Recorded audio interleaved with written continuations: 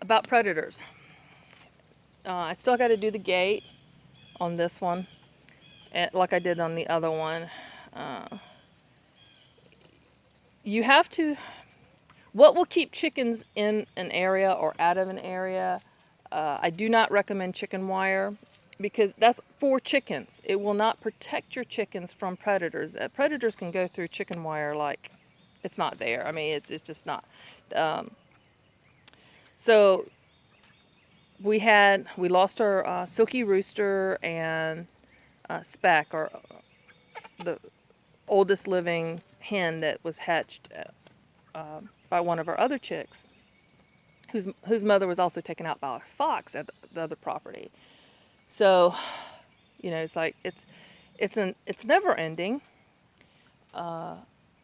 We lost those two.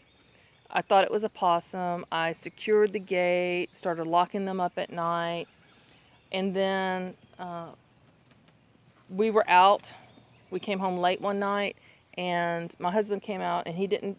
One of our chickens like to roost sometimes outside, and he didn't check to see if she was out there. So the next eldest hen, which is kind of like, it kind of worked out, except for losing our rooster, because I needed to do something with the older hens. They weren't laying. I was gonna put them in a tractor and use them in the garden or do something, but Eggie was left out to roost while the others were locked out. And that's the one in the video where I came in and, not as I planned, and there she was. So I put Eggie in a maggot bucket, and I think that's working. I'm not seeing maggots. I don't see them eating them, but that's what I did just to redeem that. And then lost another hen. So, and she was taken. She was gone. So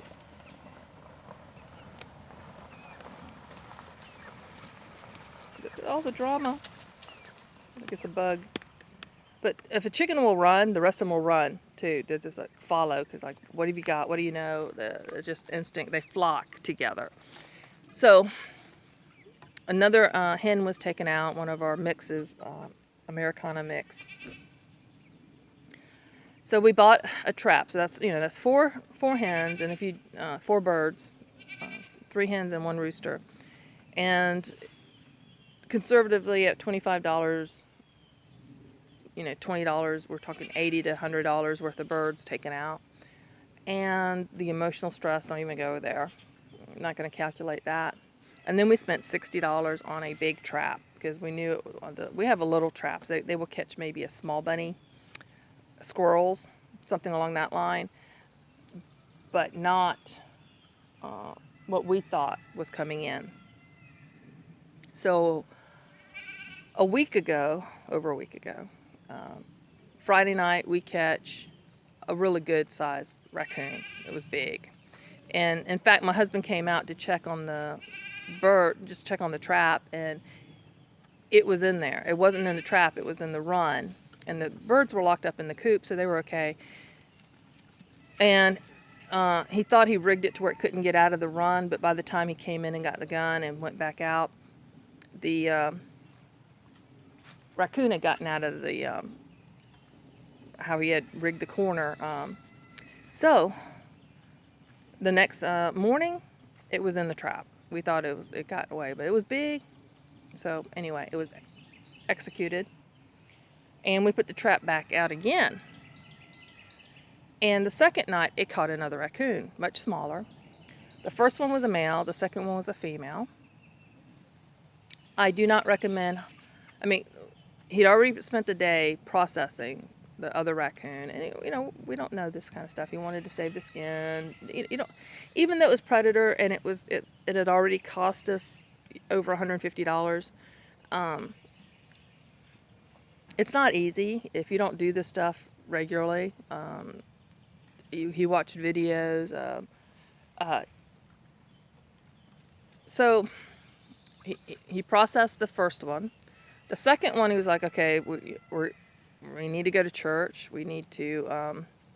We don't have time to deal with this, and you don't want to kill it and put it away. You need to process it right away. So we left her there. We put the cage in a safe place. Didn't want to move her. She was very aggressive, and it was kind of sad because raccoons are really cute. We consider them cute, whereas a possum, not so cute. And when it's acting scared instead of all aggressive and mean, the chickens don't see cute. The chickens just saw something that ate them. So I had to keep in mind that. And we let her, we were feeding her and giving her water. Ooh, drama. But we kind of kept her in that cage for almost a week. And during that time, and the reason what happened with that is on the third day she had a baby. And it's like, what are you going to do? Do you kill the mom? Kill the babies? It just, the whole psychology, because, we're more tender-hearted than we want to be. So, the first baby was dead. And then she had a second baby that was alive, and it was just squealing. It was making a lot of noise. And my daughter's a vet tech, and she was going to come and check. And but when she came out the following day, there was no babies in the cage, and she was the mother raccoon was just terrified. She was just suffering in there. So she kind of made the decision for us, and she is now in the maggot bucket.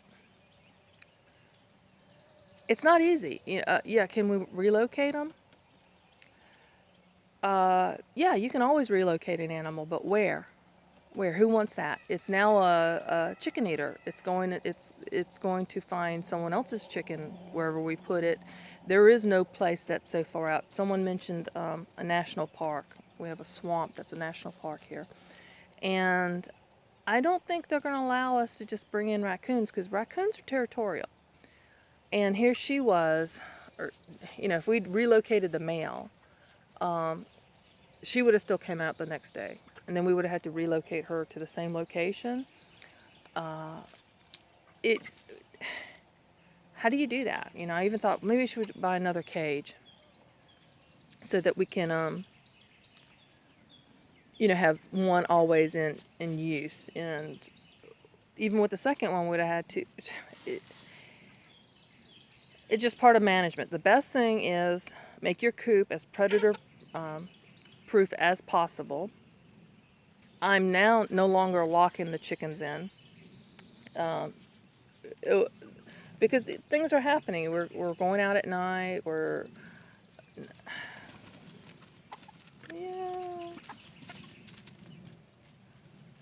So it's all part of chicken management. It's and you got to be able to do it. You saw the video with the snake.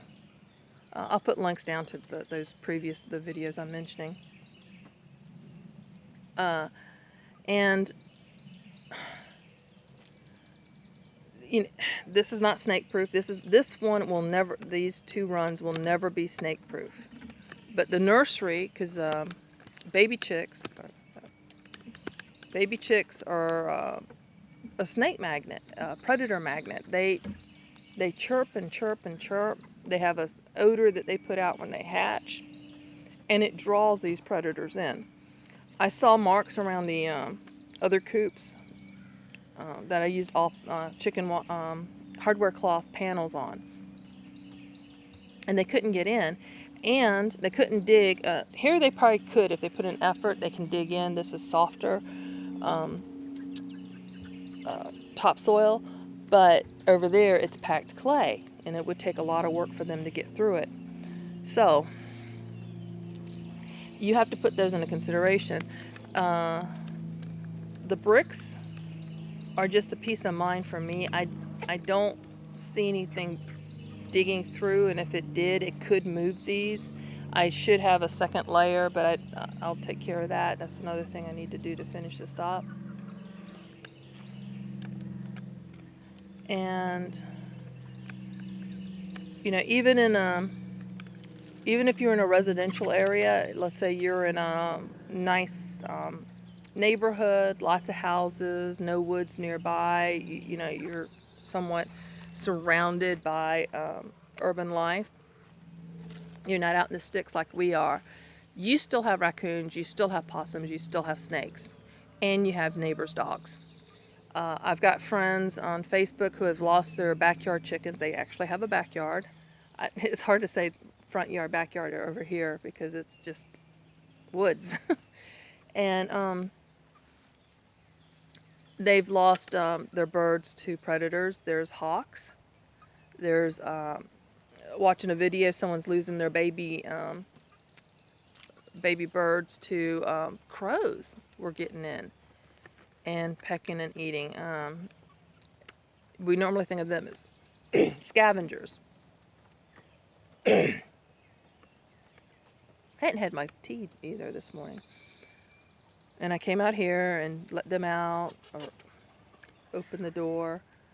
They didn't come out for the longest time. If you watch the video, they kind of stayed in there for a while until one finally braved it out here and the rest followed. So they found their water, they found their food.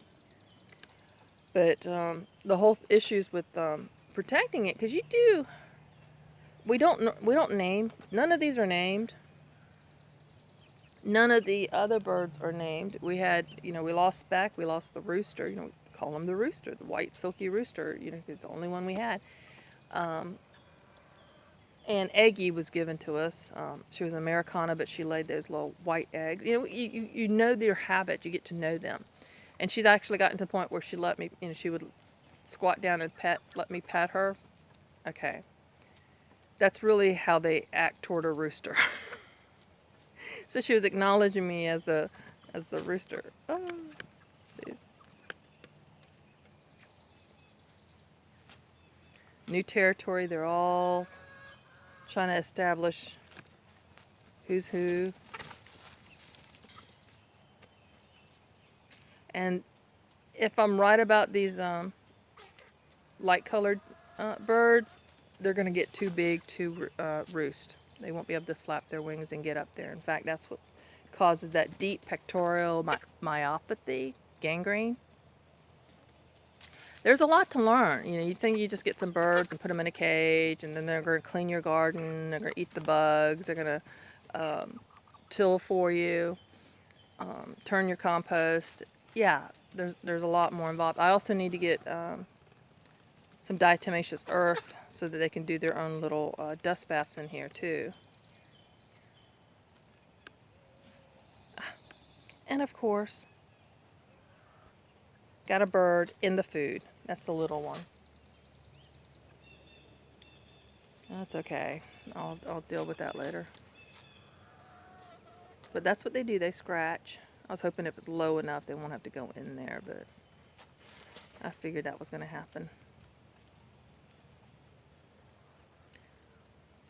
So the predator situation, I asked my husband to put the cage back out here again, and especially put it down there with the hens when I get them reestablished in the breeding coop. Oh, it's raining. Time to end it. What do you think? Feedback? Definitely got to do some improvements, and they will get done. Thanks for joining me. I'm tired. Be a blessing and be blessed.